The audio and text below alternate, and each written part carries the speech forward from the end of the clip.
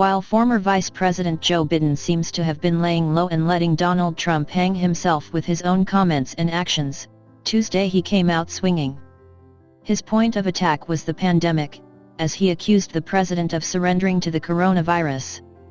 Biden, the presumptive 2020 Democratic presidential candidate, delivered his speech in a high school gym in Wilmington. He condemned Trump throughout the speech, concentrating his efforts on his response to the pandemic, while laying out his plan to address the rise in cases. The 77-year-old also discussed the importance of wearing a mask, noting, "You have a moral obligation." The president talks about, manhood and being strong, and you don't need the mask, said the former vice president. "I think we have to start appealing to the better side of human nature by pointing out that mask is not so much to protect me, it's to protect other people. And it's called patriotism. It's called responsibility," he said, noting that Trump puts everything in terms of him. Ahead of the speech, Biden's campaign released his updated plan for fighting the coronavirus because of the current circumstances we face as a result of President Trump's persistent failures. The plan laid out that minutes after he is declared the winner of the election, Biden would call the nation's top infectious disease expert, Dr. Anthony Fauci, who is on the White House Coronavirus Task Force. Biden would ask him to work for him, just as the doctor has for Trump and other presidents.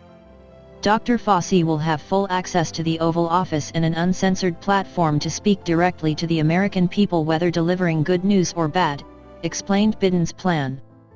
Everything relating to handling the pandemic is laid out in the plan, including improving testing and tracing, supplying PPE, getting a vaccine, and reopening the economy. Biden also encouraged Trump to adopt this plan in its entirety, a surefire way to be sure he doesn't do it. The former vice president has not been out of his home much, only doing so when it's necessary, because of the pandemic. He is also not holding rallies to avoid large crowds, while Trump is doing the opposite. Biden noted on Tuesday that this is the most unusual campaign, I think, in modern history, adding that he would not be holding rallies with COVID-19 still providing dangers. "I'm going to follow the doc's orders, not just for me, but for the country," he vowed. "The irony is, I think, we're probably communicating directly in detail with more people than we would have otherwise," Biden continued. He made note of his virtual speeches that have not affected his strong showing in the polls. "But I'd much rather be doing it in person," he said.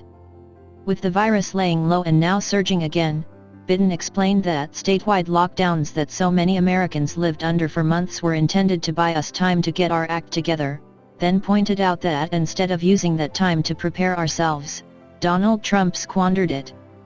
Addressing Trump directly, he said that Americans had not made sacrifices so you could ignore the science and turn responsible steps like wearing masks into a political statement. "We absolutely need a clear message from the very top of our federal government that everyone needs to wear a mask in public. Period," said Biden. The virus wasn't Biden's only point of attack against Trump. He also brought up the news this week that Russia was putting bounties on the heads of U.S. troops in Afghanistan while Trump didn't do anything about it, though he has said was never informed. Biden said Trump should have gathered officials to work out the discrepancies in the information, consulted with military leaders, and called Russian President Vladimir Putin to warn him that if any of this is true, there would be a big problem.